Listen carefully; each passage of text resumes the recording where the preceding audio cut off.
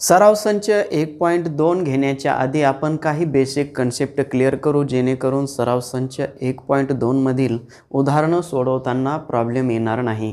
त्यामधील पहिला कन्सेप्ट आहे रेषाखंड।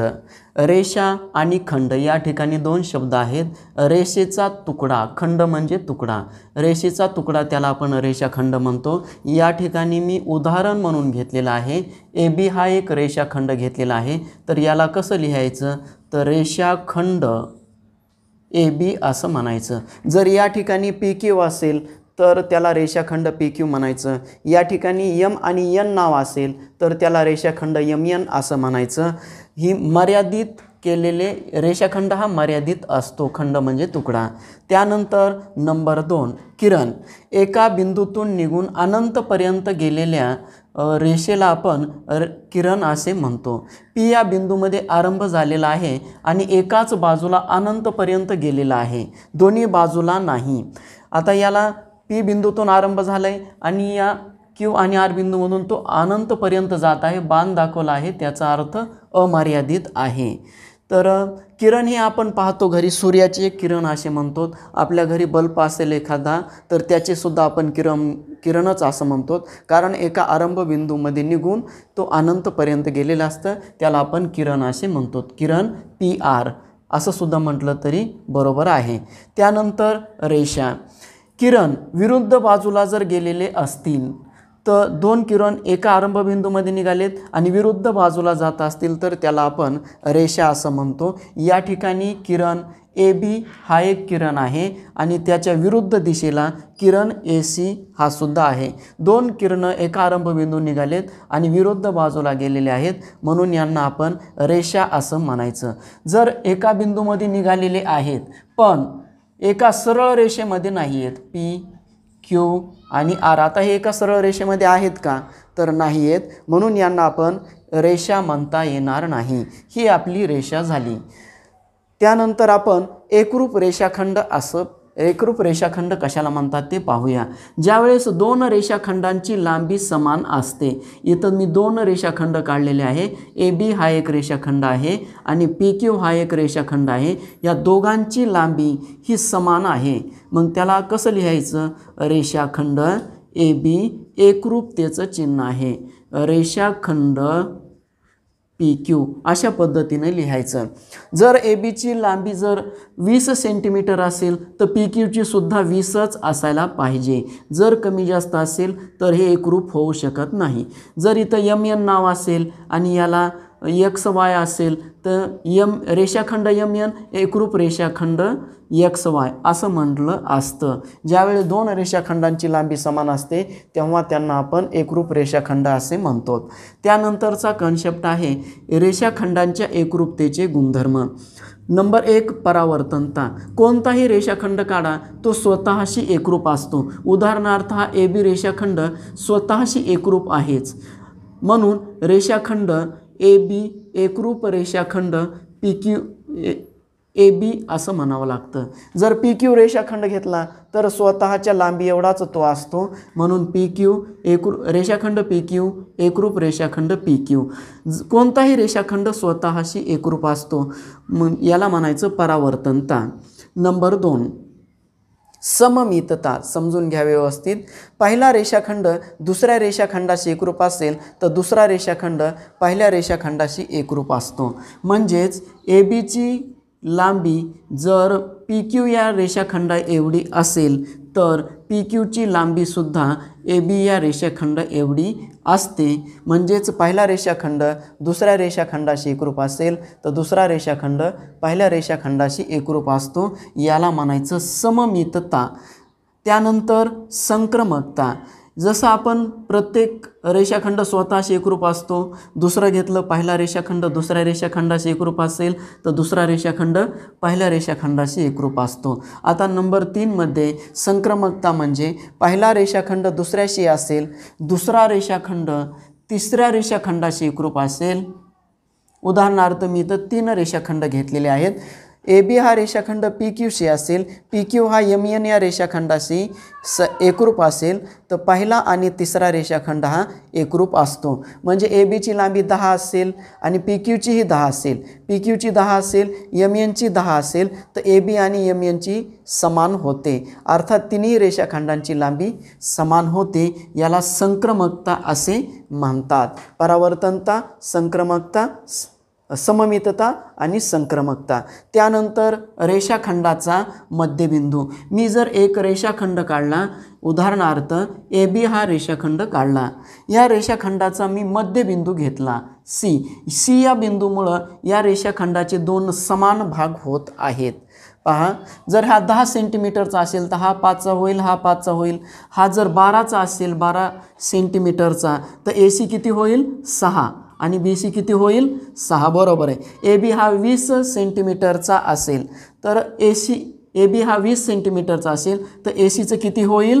10 आणि बी सीचं किती होईल? 10. याचाच अर्थ असा झाला की एखाद्या बिंदूमुळे रेषाखंडाचे दोन समान भाग होत असतील तर त्या रेषाखंडाला आपण रेषाखंडाचा मध्यबिंदू असे म्हणतात. परत एकदा सांगतो, रेषाखंड दोन बिंदूंच्या मधील अंतराला रेषाखंड असे म्हणतात. ए आणि बी बिंदू हे अंत्यबिंदू आहेत असं म्हणतात. किरण, एका बिंदूतून निघून अनंतपर्यंत जर एखादी रेष जात असेल तर त्याला किरण म्हणतात. किरणांच्या विरुद्ध जोडीला एका रेषेमध्ये किरणांची विरुद्ध जोडी एका सरळ रेषेमध्ये असेल तर त्याला आपण रेष असे म्हणतो. त्यानंतर एकरूप रेषाखंड. जेव्हा दोन रेषाखंडांची लांबी समान असते तेव्हा त्यांना एकरूप रेषाखंड म्हणतात.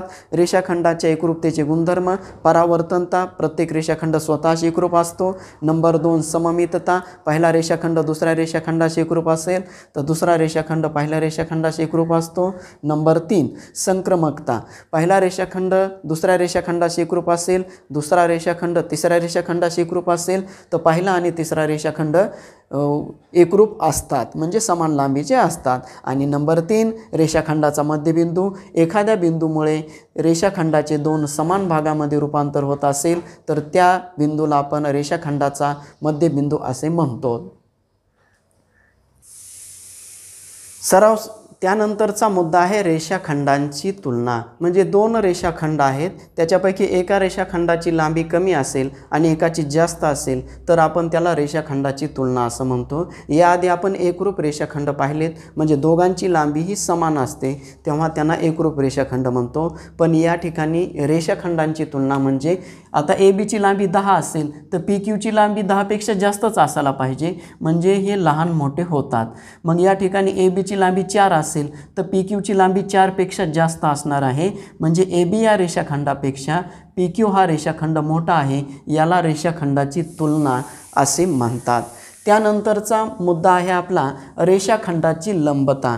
मी या ठिकाणी पी क्यू एक रेषाखंड काढलेला आहे आणि एक्स वाय हा दुसरा रेषाखंड काढलेला आहे. हे एकमेकांना एक्स बिंदूमध्ये लंब आहेत. लंब म्हणजे परस्परांशी ते काटकोनात दुभागत आहेत, तेव्हाच ते एकमेकांशी लंब आहे असं म्हणतो. आणि याला लिहिण्याची पद्धत आहे रेषाखंड एक्स वाय लंब. हे लंबतेचं चिन्ह आहे. हे एकमेकांना लंब म्हणजे परपेंडिक्युलर. रेषाखंड पी क्यू, रेषाखंड एक्स वाय परपेंडिक्युलर टू रेषाखंड पी क्यू अशी लिहिण्याची पद्धत आहे. त्यानंतर बिंदूंचे रेषापासूनचे अंतर. या ठिकाणी मी एक रेष काढलेली आहे ए बी नावाची आणि पी बिंदू हा रेषेच्या बाहेर आहे. पी बिंदूमधून क्यू बिंदूला पर्यंत लंब टाकला तर हे पी पासून क्यू पर्यंतचं अंतर हे उदाहरणार्थ हे एकमेकांना लंब आहेत. पी पासून क्यू पर्यंतचं अंतर 4 असेल, त्या रेषेपासून 4 एकक अंतरावर पी बिंदू आहे असं म्हणतात. पी क्यूचं अंतर हे 10 असेल तर पी बिंदू हा रेषेपासून 10 एकक अंतरावर आहे असे म्हणतात. जी लांबी असेल त्याला आपण एककमध्ये लिहितो.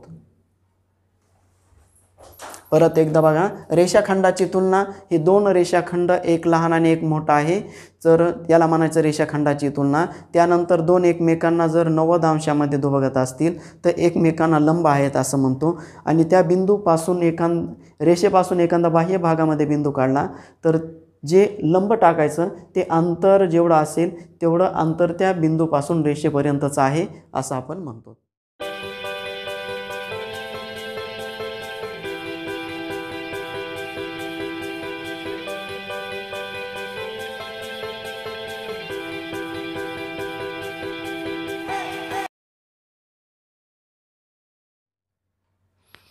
सराव संच 1.2 मधील प्रश्न पहिला आहे की खाली बिंदू दिलेले आहेत, त्या बिंदूंची नाव आहेत A B C D E आणि त्या बिंदूंचे निर्देशक दिलेले आहेत. A बिंदूचा निर्देशक -3 आहे, B बिंदूचा 5 आहे, C चा किती होईल 2 होईल, D चा -7, E चा 9 असे आपल्याला त्या बिंदूचे निर्देशक दिलेले आहेत. या निर्देशकांवरून खाली आपल्याला प्रश्न पाहिला आहे, रेख DE व रेख AB हे दोन रेषाखंड आहेत, त्या रेषाखंडांची आपल्याला तुलना करायची आहे.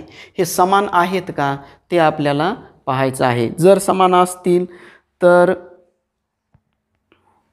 आपल्याला ते रेषाखंड एकरूप आहेत असं लिहायचं आणि जर त्यांची लांबी समान आली नाही तर ते एकरूप नाहीत असं लिहायचं. तर प्रथम आपण रेषाखंड DE व रेषाखंड AB काढू. आता बिंदूमधील अंतर, दोन बिंदूमधील अंतर काढायला आपल्याला माहिती आहे कशा पद्धतीनं करायचं ते. डिस्टन्स DE म्हणजे D बिंदूचा निर्देशक आहे -7 आणि E बिंदूचा निर्देशक आहे 9. तर म्हणजे -7 आणि 9 पैकी कोणता निर्देशक मोठा आहे तर 9 आहे. 9 मधून 7 वजा करायची, -7, 9 - 7 -9 - -7 म्हणजेच 9 + 7 म्हणजेच डिस्टन्स DE बरोबर येते 9 आणि 7 16. आपण DEचं अंतर काढलेलं आहे. आता रेख ABचं अंतर काढूया आपण. Distance AB is equal to, Aचा निर्देशक काय आहे -3 आणि Bचा 5 आहे. मग 5 मोठे की 3 मोठे तर पॉझिटिव्ह नंबर कधीही मोठा असतो. 5 - -3 म्हणजेच 5 + 3. डिस्टन्स AB बरोबर 5 आणि 3 किती 8.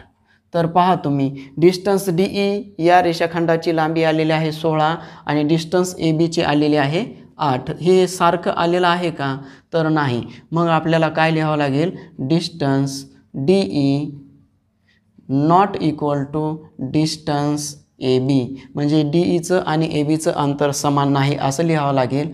म्हणून रेषाखंड DE व रेख DE व रेख AB हे एकरूप नाहीत असं आपल्याला लिहावं लागेल. रेख DE व रेख AB हे एकरूप नाहीत. त्याचप्रमाणे आपण दुसरं पाहूया. आपण रेख BC व रेख AD आता यांच्यामधील आपण अंतर काढूया. सुरुवातीला आपण रेख BC मधील अंतर काढू. BC बरोबर डिस्टन्स ऑफ BC. Bचा निर्देशक काय आहे 5 आणि Cचा निर्देशक किती आहे 2. तर B आणि C म्हणजे 5 मोठे का 2 मोठे तर 5 मोठे. 5 या संख्येमधून या निर्देशकामधून 2 हा निर्देशक वजा केला तर 3 राहतं, म्हणून डिस्टन्स BC बरोबर 3 आलं. त्याचप्रमाणे डिस्टन्स AD काढू आपण. डिस्टन्स AD, Aचा निर्देशक काय आहे -3 आणि Dचा काय आहे -7. -3 मोठे की -7 मोठे तर -3 मोठे आहेत, कारण निगेटिव्ह संख्या ही लहान कधीही मोठी असते.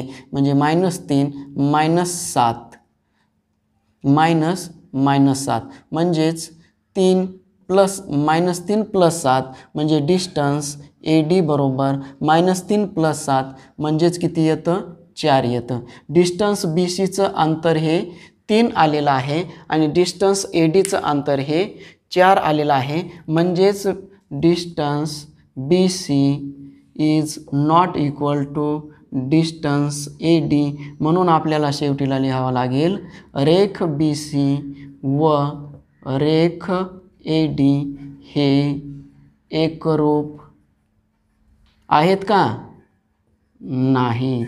त्यानंतर आपण नंबर 3 ला पाहूया. रेख BE व रेख AD या दोन रेषाखंडांची तुलना करू आपण. रेख BEचं आपण अंतर काढूया. म्हणजेच डिस्टन्स BE बरोबर Bचा काय निर्देशक आहे 5 आणि Eचा काय आहे 9. 9 मोठे की 5 मोठे तर 9 मोठे. 9 वजा 5 म्हणजे किती येतं 4. डिस्टन्स BEचं आलं 4. त्याचप्रमाणे डिस्टन्स AD आपण काढूया. ADचं Aचा किती आहे निर्देशक -3 आणि Dचा किती आहे 7. म्हणजे 3 ही संख्या मोठी. -3 - -7 म्हणजे -3 +7 म्हणजे याचं अंतर येतं +4 येतं. अंतर कधीही पॉझिटिव्ह असतं. या ठिकाणी दोन्हींचं अंतर हे समान आलेलं आहे, म्हणून रेख BE distance BE is equal to distance AD. म्हणून आपल्याला लिहावं लागेल रेख BE एकरूप रेख AD. परत एकदा सांगतो, तुम्हाला ते निर्देशक दिलेले आहेत. त्या निर्देशकांवरून प्रथमतः या दोन रेषाखंडांची लांबी काढायची. जर समान आली तर ते एकरूप आहेत असं लिहायचं, आणि जर समान आले नाहीत तर ते एकरूप नाहीत. या ठिकाणी तुमच्या लक्षात आलेल्या 3 उदाहरणं मी सांगितलेले आहेत. तर तुम्हाला आणखीन 3 उदाहरणं सरावासाठी मी देतो. तुम्हाला मी सरावासाठी उदाहरण देत आहे. मी जे बिंदू दिलेले आहेत, बिंदू तेच ठेवलेले आहेत आणि त्यांचे मी निर्देशक बदलत आहे. त्यावरून तुम्ही प्रत्येकाचं अंतर समान येतं का याची पडताळणी घ्या. याचं मी -4, याचं 6Bचा निर्देशक 6 केला, Cचा निर्देशक 3 केला, Dचा निर्देशक -8 केला आणि Eचा निर्देशक मी 10 केला. तर तुम्ही रेख DE व रेख AB हे समान लांबीचे आहेत का, एकरूप आहेत का पाहायचं. त्यानंतर रेख BC व रेख AD यांचं अंतर समान येतं का ते बघायचं, एकरूप आहेत का बघा. आणि रेख BE व रेख AD हे 3 गणितं तुम्हाला मी सरावासाठी देत आहे. त्यांचा चांगल्या पद्धतीने सराव करा.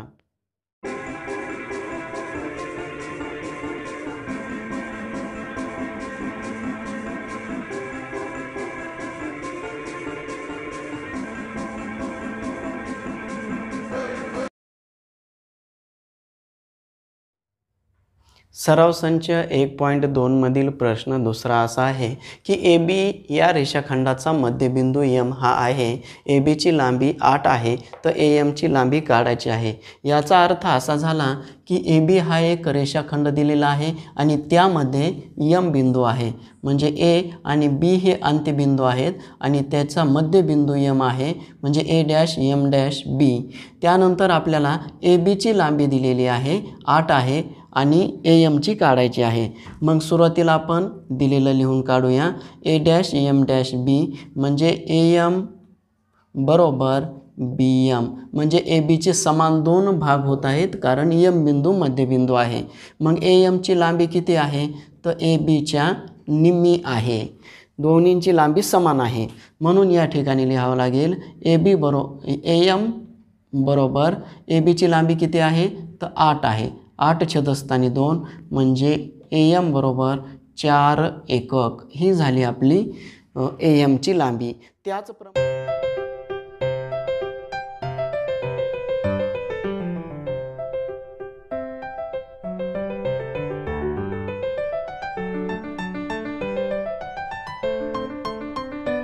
आपण प्रश्न तिसरा आहे. तर प्रश्न तिसरा आहे की रेख CDचा मध्यबिंदू हा P आहे, म्हणजेच C आणि D हे अंत्यबिंदू आहेत आणि P हा त्यांचा मध्यबिंदू आहे, म्हणून C', P', D. जेवढी लांबी CPची आहे तेवढीच लांबी PD ची आहे. म्हणजेच ह्या दोघांची लांबी समान झाली. मग CPची लांबी किती असेल, तर CDच्या निम्मी असेल. आपण याच्यामध्ये किमती ठेवूया. CPची लांबी आहे 2.5 म्हणजेच CD छेदस्थानी 2. ह्या 2 या संख्येचं पक्षांतर होतं, भागाकारामध्ये आहेत ते गुणाकारामध्ये जातात, म्हणजे 2.5 गुणाकारामध्ये 2 बरोबर CD. म्हणून CD बरोबर 2.5 गुणिले 2 म्हणजे 5.0 म्हणजे 5 एकक येतं. परत एकदा सांगतो मी तुम्हाला. M हा बिंदू ABचा मध्यबिंदू आहे, म्हणजे 8च्या निम्म 4 होईल. अगदी बरोबर आहे, म्हणजे 4 आलेले आहे. त्याचप्रमाणे प्रश्न तिसऱ्यामध्ये CDचा मध्यबिंदू P आहे, म्हणजेच या ठिकाणी आकृती काढली तर तुमच्या लक्षात येईल CD हा रेषाखंड आहे, P हा त्याचा मध्यबिंदू आहे. या दोघांची लांबी समान आहे. CPची लांबी 2.5, तर याची सुद्धा 2.5 आणि पूर्ण CDची 2.5 आणि 2.5 म्हणजे 5.0 म्हणजे 5 एकक आलेली आहे.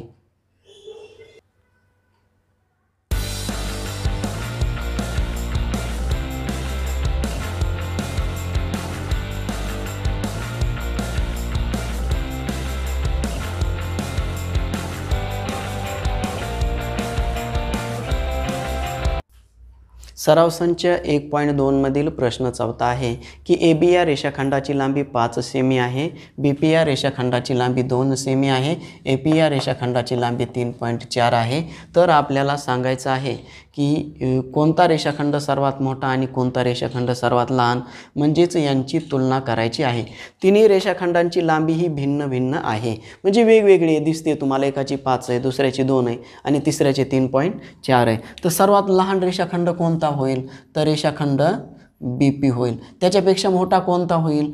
तर AP होईल आणि त्याच्यापेक्षा मोठा हा AB होईल। याचा अर्थ BP या रेषाखंडापेक्षा AP हा रेषाखंड मोठा आहे, AP या रेषाखंडापेक्षा AB हा रेषाखंड मोठा आहे। यावरून आपल्याला निष्कर्ष काढता येईल नंबर 1 सर्वात लहान रेषाखंड हा BP आहे असा आपल्याला निष्कर्ष काढता येईल। आणि नंबर 2 सर्वात मोठा रेषाखंड हा AB आहे, असे आपल्याला 2 निष्कर्ष या ठिकाणी काढता येईल। जर मी तुम्हाला अंक बदलले तर तुम्हाला सांगता आलं पाहिजे की कोणता रेषाखंड मोठा आहे। ABच्या रेषाखंडाच्या ठिकाणी मी 7 सेमी केलं, BPच्या रेषाखंडाच्या ठिकाणी मी 12 सेमी केलं आणि AP या रेषाखंडाच्या ठिकाणी मी जर 7.9 केलं तर तिन्हीपैकी कोणता रेषाखंड मोठा आहे हे उदाहरण तुम्हाला गृहपाठ म्हणून सरावासाठी दिलेलं आहे। हे तुम्ही सोडवा।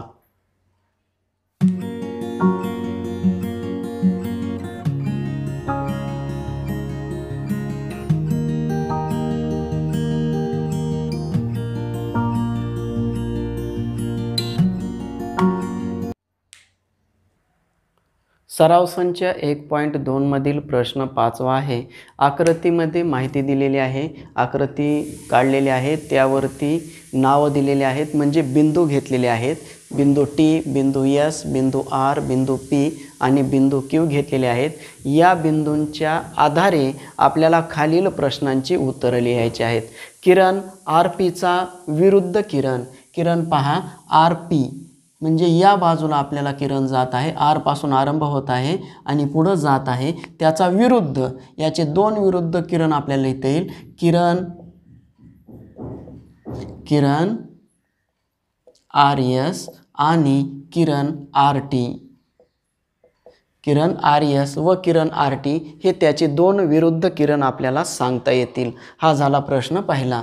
हा दुसरा, किरण PQ व किरण RP। किरण PQ पहा, किरण PQ म्हणजे P बिंदूतून आरंभ झालेला आहे आणि पुढे जात आहे, तो अनंतपर्यंत जात आहे। आणि किरण RP म्हणजे या किरणही तो याच बाजूला जात आहे, RP असा पुढे जात आहे आणि PQ पुढे जात आहे। तर ह्या दोन्ही किरणांचा छेदसंच म्हणजे PQ होईल। कोणता होईल? छेदसंच। लक्षात आलं का? कारण P पासून पुढं आणि R पासून पुढं ह्या दोघांचा छेद म्हणजे PQ होईल। त्यानंतर रेख PQ व रेख QR यांचा संयोग संच। नीट लक्ष द्या, रेख PQ म्हणजे P आणि Q, रेख PQ व रेख QR म्हणजे Q पासून R पर्यंत एक आणि P पासून Q पर्यंत, यांचा संयोग म्हणजे सगळं काही एकत्र लिहायचं आहे, म्हणजे यांचा संयोग संच येत आहे रेख QR। म्हणजे हे येणार आणि हाही येणार, तर रेख QR हा संयोग संच येईल। त्यानंतर रेख QR हा कोणत्या किरणांचा आपल्याला रेख QR घ्यायचा आहे आणि त्याच्यापासून कोणकोणती किरण बनत आहेत ते लिहायचं आहे। तर किरण QR म्हणजे किरण QR हा सुद्धा होऊ शकतो। त्यानंतर किरण RQ सुद्धा होऊ शकतो किंवा QP सुद्धा होऊ शकतो। म्हणजे वेगवेगळे आपल्याला किरणांची नावं लिहिता येतील, आपल्याला अनेक नावं लिहिता येतील। त्यानंतर नंबर 5, R आरंभ बिंदू असलेल्या विरुद्ध किरणांच्या जोड्या। R हा आरंभ बिंदू घ्यायचा आहे आपल्याला आणि विरुद्ध किरणांच्या जोड्या लिहायच्यात, म्हणजे विरुद्ध बाजूला। आता या बाजूला कोणती जोडी होईल? RP हा एक किरण होईल, त्याची विरुद्ध जोडी कोणती होईल? RP म्हटल्यानंतर RT होईल। आपल्याला दुसरं लिहिता येईल आर क्यू आणि आर एस. फक्त विरुद्ध बाजूला या बाजूला एक बिंदू घ्यायचा आणि पलकडल्या बाजूला एक आर बिंदू सोबत घ्यायचं, म्हणजे आपल्याला नावं लिहिता येतील. यस आरंभ बिंदू असलेले दोन किरण लिहायचे आहेत. यस हा आरंभ बिंदू आहे आणि दोन किरणांची नावं लिहायची आहेत, म्हणजे किरण यस आर होईल, किरण यस पी होईल, किरण यस क्यू होईल आणि किरण यस टी सुद्धा होईल. आपल्याला फक्त यस हा आरंभ बिंदू आहे आणि त्याच्यापासून नावं लिहायची आहेत. त्यानंतर किरण यस पी व किरण यस टी. किरण यस पी म्हणजे यापासून यापर्यंत अशा प्रकारचा यस पी किरण आहे आणि किरण यस पी आणि यस टी आणि किरण यस टी म्हणजे या बाजूला. तर आपल्याला यांचा छेदसंच म्हणजे आपला बिंदू यस हा त्यांचा छेदसंच होईल. दोघांमध्ये सामायिक जो बिंदू आहे त्याला छेदसंच असे म्हणतात.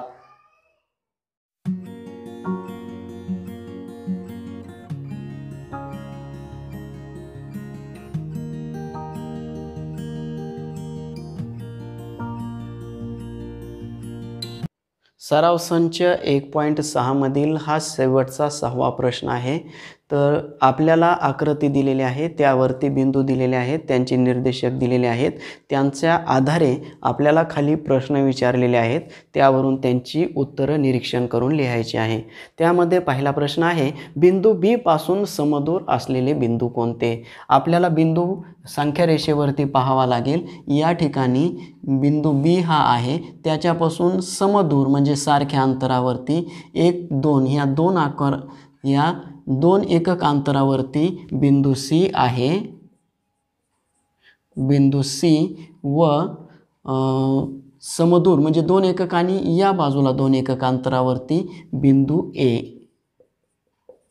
बिंदू ए हे दोन बिंदू समदूर अंतरावरती आहेत. आणखी पाहू आपण, बिंदू बी पासून 1 2 3 एकक अंतरावरती व्ही बिंदू आहे आणि डाव्या बाजूला 1 2 3 या ठिकाणी बिंदू नाही, त्यामुळे आपल्याला लिहिता येणार नाही. त्यानंतर बघू 1 2 3 4 एकक अंतरावरती बिंदू डी आहे आणि डाव्या बाजूला पाहू आपण 1 2 3 4 म्हणजे बिंदू डी व बिंदू पी हे समदूर अंतरावरती आहेत.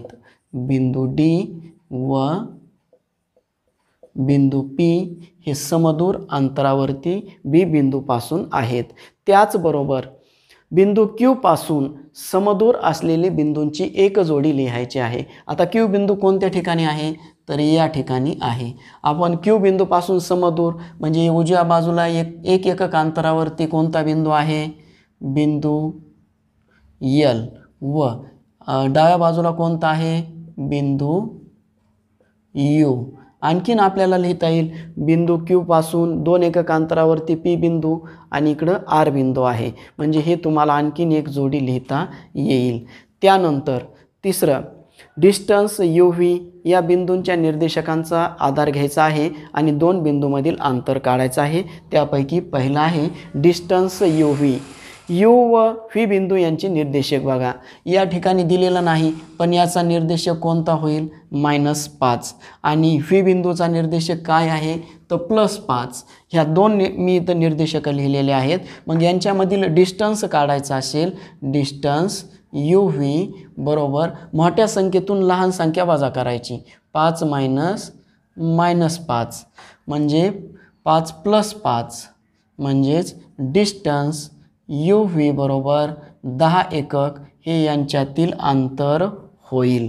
याचप्रमाणे तुम्हाला अंतर distance P C, distance V B आणि डिस्टन्स यू एल हे 3 तुम्हाला मी गृहपाठासाठी सांगत आहे.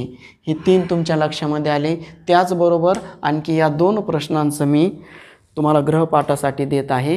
या ठिकाणी पहा, बी बिंदूपासून तुम्ही समदूर अंतरावरचे बिंदू लिहिले की त्याचप्रमाणे मी तुम्हाला सांगत आहे बिंदू ए पासून, हा गृहपाठासाठी देत आहे प्रश्न, बिंदू ए पासून समदूर असलेले बिंदूंच्या जोड्या लिहायच्या तुम्हाला.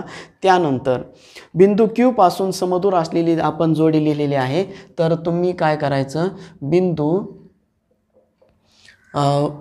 बिंदू सी पासून समदूर असलेल्या बिंदूंची एक जोडी तुम्हाला लिहायची आणि ह्या तीन बिंदू हे तीन जे उदाहरणं आहेत 1 2 3 यांचं तुम्ही अंतर काढायचं. आपण अशा प्रकारचे अनेक उदाहरणं घेतलेले आहेत. सराव संच 1.3 घेण्याच्या आधी आपण काही माहिती घेऊया. त्यामध्ये प्रथमतः सशर्त विधाने आणि त्याचा व्यत्यास हे कशाला म्हणायचं ते उदाहरण म्हणून घेऊ आपण या ठिकाणी. जे वाक्य आपल्याला जर आणि तरच्या स्वरूपामध्ये लिहिता येतात त्याला आपण सशर्त विधाने असे म्हणतो. कोणतंही जरी विधान असेल त्याला जर आणि तरच्या स्वरूपामध्ये लिहिता आलं तर त्याला आपण सशर्त विधाने असं म्हणतो. मग त्याचा व्यत्यासाबद्दलही आपण माहिती घेऊया, पण सशर्त विधानाबद्दल आपण माहिती घेऊ.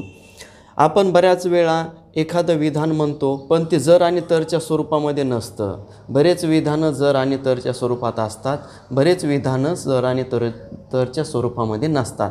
एक विधान घेतलं की जे आपल्या गणितामधील विधान आहे, काटकोन चौकोनाचे कर्ण एकरूप असतात. आता याला जर आणि तर शब्द टाकायचा आहे, जर तरच्या स्वरूपामध्ये लिहायचे. म्हणजे काय, जर दिलेला चौकोन काटकोन चौकोन असेल, म्हणजे पहा जर दिलेला चौकोन जर आणि तरच्या स्वरूपामध्ये आपल्याला हे विधान लिहायचं आहे. जर दिलेला चौकोन काटकोन चौकोन असेल तर पहा इथून आपलं दुसरं वाक्य तयार झालेलं आहे. तर त्याचे कर्ण एकरूप असतात. म्हणजे दिलेल्या वाक्याचे दोन भाग करायचे आणि जर तरच्या स्वरूपामध्ये लिहायचं. या ठिकाणी आपण लिहिलेलं आहे. आता जर दिलेला चौकोन काटकोन चौकोन असेल, इथं बघा मी जर आणि तरच्या स्वरूपात लिहिलेलं आहे. जर आणि तर त्याचे कर्ण एकरूप असतात. एकदम सोपं आहे. जर आणि तर वाक्य दोन शब्द टाकायचे आणि वाक्य तयार करायचं. आता याचा व्यत्यास म्हणजे काय ते सांगतो. तरच्या पुढचं जे विधान आहे ते प्रथम लिहायचं आणि प्रथम जे विधान आहे ते तरच्या पुढं लिहायचं. तरच्या पुढचं विधान हे जरच्या पुढं लिहायचं आणि जरच्या पुढचं जे विधान आहे ते तरच्या पुढं लिहायचं. याला म्हणतात व्यत्यास. मग तेच मी खाली लिहिलेलं आहे. जर दिलेल्या चौकोनाचे कर्ण बघा, कर्ण एकरूप होतं, आपण जरच्या पुढं लिहिलं. कर्ण एकरूप असतील तर बघा, तर काय, तर तो चौकोन काटकोन चौकोन असतो. याला व्यत्यास असं म्हणायचं. प्रत्येक वाक्याचे दोन भाग करायचे. पहिल्या भागाला आपण लक्षात घ्या पूर्वांग म्हणायचं. पहिल्या भागाला काय म्हणायचं, पूर्वांग. आणि नंतरचा जो भाग आहे त्याला उत्तरांग म्हणायचं. म्हणजे पूर्वार्ध आणि उत्तरांग, पूर्वांग आणि उत्तरांग. म्हणजे अर्धा भाग पहिला आहे त्याला पूर्वांग, नंतरच्या भागाला उत्तरांग म्हणायचं. जे पूर्वांग दिलेलं असतं त्याला आपण प्रमेयामध्ये पक्ष आहे. आता हे पहा, दिलेलं काय की दिलेला चौकोन काटकोन चौकोन असेल, हे पक्ष झालं, आपल्याला माहिती दिली आहे. या माहितीवरून आपल्याला सिद्ध करायचं आहे की त्याचे कर्ण एकरूप असतात. म्हणजे हे झालं साध्य, हे झालं पक्ष.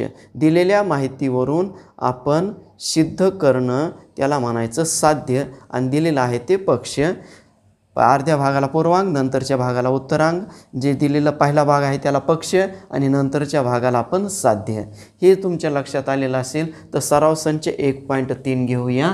प्रश्न त्याच्यामधील पहिला आहे, दिलेले विधाने जर तरच्या स्वरूपामध्ये लिहा. आताच मी सांगितलं त्याप्रमाणे. पहिलं विधान काय आहे, समांतरभुज चौकोनाचे कोन एकरूप असतात. आता जर आणि तर टाका.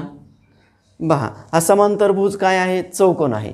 जर दिलेला चौकोन समांतरभुज चौकोन असेल तर त्याचे समूह कोन एकरूप असतात. आता याचे दोन भाग झाले. त्याच्या आधीच्या भागाच्या जर टाकायचं आणि पुढच्या भागामध्ये तर टाकायचं. लक्षात आलेलं आहे तुमच्या.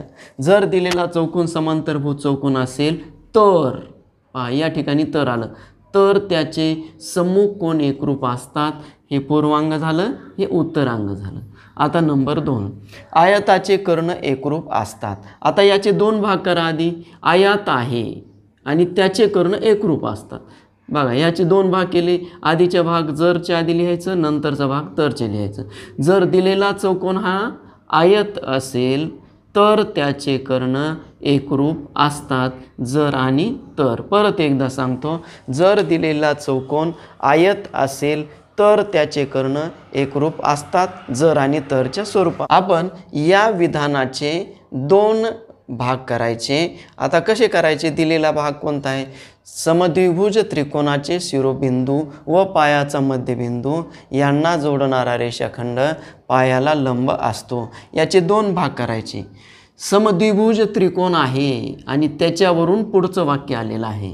त्याचा शिरोबिंदू व पायाचा मध्यबिंदू यांना जोडणारा रेषाखंड पायाला लंब असतो. आता जर तरच्या स्वरूपामध्ये लिहू. जर दिलेला त्रिकोण हा समद्विभुज त्रिकोण असेल तर त्याचा शिरोबिंदू व पायाचा मध्यबिंदू यांना जोडणारा रेषाखंड पायाला लंब असतो, जर आणि तर. हे तुमच्या लक्षात आलेलं. दुसरं आहे, खालील विधानांचे व्यत्यास लिहा. आता खालील विधान पहिलं कोणतं आहे पहा.